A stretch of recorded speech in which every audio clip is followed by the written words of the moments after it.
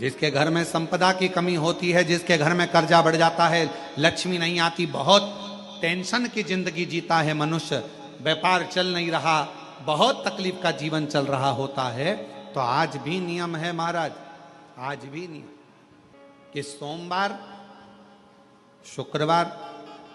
ये 2 वार ऐसे हैं, इन 2 वार को यदि कटोरी में थोड़ा सा शहद रखकर, मधु रखकर यदि लक्ष्मी जी का स्मरण किया जाए और माता लक्ष्मी जी का स्मरण कर कर एक लाल पुष्प उस कटोरी के सम्मुख में माता लक्ष्मी का नाम लेकर रखा जाए और बाद में वही शहद, वही मधु और वही पुष्प सोमवार का दिन और शुक्रवार के दिन लक्ष्मी का पूजन कर कर, स्मरण कर कर, दूसरे दिन शुक्रवार के दिन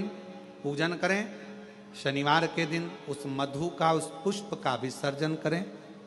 सोमवार के दिन पूजन करें लक्ष्मी जी का स्मरण कर कर, और मंगलवार के दिन अगर विसर्जन करें, 5 या 7 सोमवार या शुक्रवार को यदि आप मधु का भोग लक्ष्मी जी को लगाना प्रारंभ कर दें, शिव का नाम स्मरण कर कर, तो उसके घर में कभी संपदा की कमी नहीं होती, लक्ष्मी उस संपदा को बढ़ाती है। और हम तो यहां तक कहेंगे, प्रयास करो, अगर आपके घर में छोटा सा शिवलिंग विराजमान है, आपके घर में अगर छोटा सा शंकर जी का शिवलिंग है, छोटा सा शंकर भगवान का शिवलिंग है, या आपके घर में कुबेरेश्वर धाम का कंकर है, और आपके घर में यदि शंकर भगवान का शिवलिंग है, या सीहोर का रुद्राक्ष हो, या शंकर भगवान का शिवलिंग हो, या कंकर शंकर हो, तो निवेदन है जहां पर भी शिवलिंग आपके घर में विराजमान है, अगर छोटी सी कटोरी में एक बेलपत्र को आप नीचे रखिए, छोटी सी कटोरी उस बेलपत्र के ऊपर रखकर उसमें थोड़ा सा मधु, शहद, शंकर भगवान की साक्षी में शिव जी के सामने अगर शुक्रवार की शुक्रवार रखना प्रारंभ कर दो, धीरे धीरे संपदा की वृद्धि अपने आप होना प्रारंभ हो जाए। मधु, देवी भागवत का यह प्रसंग है, 6ठे स्कंद का 16वां और 17वां अध्याय देवी भागवत का वर्णन करता है। मां लक्ष्मी पृथ्वी पर आ गई, रात्रि को देखा कहीं स्थान नहीं, एक बूढ़ी के स्थान पर, बूढ़ी के दरवाजे पर जाकर विनय करी, शहद मधु पाने को मिला,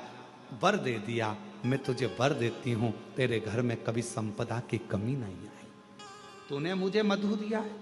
तूने मुझे शहद दिया, 56 भोग दीपावली के दिन माता लक्ष्मी को लोग लगाते हैं,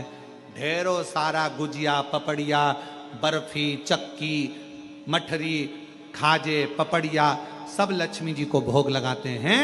पर यदि एक पान के पत्ते पर भी एक बूंद अगर शहद का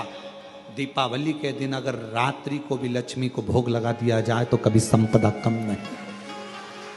कभी संपदा। एक बूंद मधु का, शहद का यदि सामने रखा जाए, लक्ष्मी जी के भोग लगाया जाए, तो संपदा की कमी नहीं आ सकती, क्योंकि मां वर देती है। यदि एक पात्र को भरना है तो उस पात्र को पहले खाली होना जरूरी है, और यदि वो पात्र पहले से भरा हुआ है, कोई मटका है, कोई हंडा है,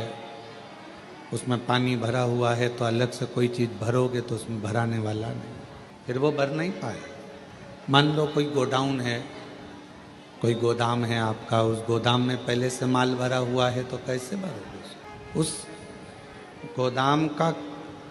खाली होना जरूरी है अगर उसमें कुछ भरना है तो। पात्र में अगर कोई वस्तु भरना है, पात्र में अगर कोई सामान भरना है, तो उसका खाली होना जरूरी है, वरना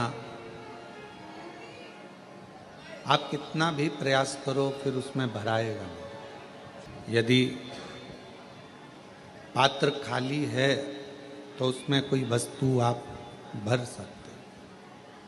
कोई वस्तु आप भर दो। गोदाम खाली है तो गोदाम में कोई वस्तु आप भर दो। उसी तरह शिव महापुराण की कथा कहती है कि इस मन को अहंकार से खाली करो, इस मन को तृष्णा से, आसक्ति से, वासना से थोड़ा खाली करो। और जब ये मन आसक्ति से, वासना से, लोभ से, तृष्णा से, काम से खाली रहेगा तो ये निश्चित है कि इसमें शिव महापुराण की कथा जल्दी भरा जाएगी, अंदर उतर जाएगी। और मान लो खाली ही नहीं है, आपने प्रयास करा कि इसमें मैं कथा को सुनने के लिए बैठा हूँ, मैं कथा को श्रवण कर रहा हूँ, मैं कथा को सुन रहा हूँ, कथा सुनने के लिए मैं बैठा हुआ हूँ।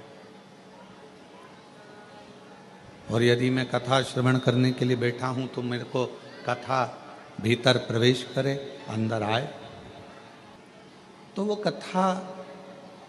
आपके भीतर प्रवेश नहीं करेगी। कथा का प्रवेश कब होगा? जब हम भीतर से खाली होंगे। कानों में वो आप लोग वो लगा लेते हो हेडफोन, और उसमें कोई ना कोई भजन चल रहा है, कोई ना कोई गाना चल रहा है। अब कोई गाना चल रहा है हेडफोन पर और आप बैठे हो कथा के पंडाल में कि मैं कथा सुनूंगा, मैं कथा श्रवण करूंगी, और वो हेडफोन तुम्हारे कानों में लगा हुआ है, तो कथा अंदर जाएगी? सही से सुन पाओगे? नहीं सुन पाओगे, बहुत कठिन है। यदि भगवान शंकर की अविरल भक्ति को, भगवान शंकर के मंत्र को, भगवान शिव के नाम को, भगवान शिव की अविरल भक्ति को हमें अपने भीतर धारण करना है, उसको अपने अंदर उतारना है, तो शिव महापुराण की कथा कहती है पहले ये दुनिया के हेडफोन को थोड़ा सा दूर करना पड़ेगा। किसी ने कुछ कहा और आप मन में सोचे कि मेरे अंदर कोई हलचल ना हो, और मैंने तेरे ही भरोसे बाबा, तेरे ही भरोसे हवा बिच उड़ती जाऊंगी बाबा, डोर हथो छड़ी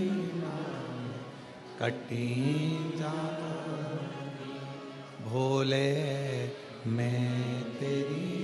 कथा शंभू, मैं तेरी कथा हवा बिच उड़ती जाऊंगी बाबा, डोर हथो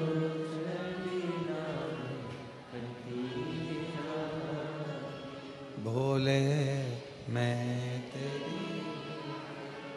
भीतर से जितने खाली रहो, पर किस चीज से खाली रहना है? काम से, आसक्ति से, वासना से, तृष्णा से, इससे हमको खाली होना। और जितना जितना आप अपनी आसक्तियों से, वासना से, तृष्णा से, अहंकार से खाली रहोगे, उतना उतना शिव आपके अंदर प्रवेश करता चले जाएगा और बाबा आपका कल्याण करता चले जाएगा। शिव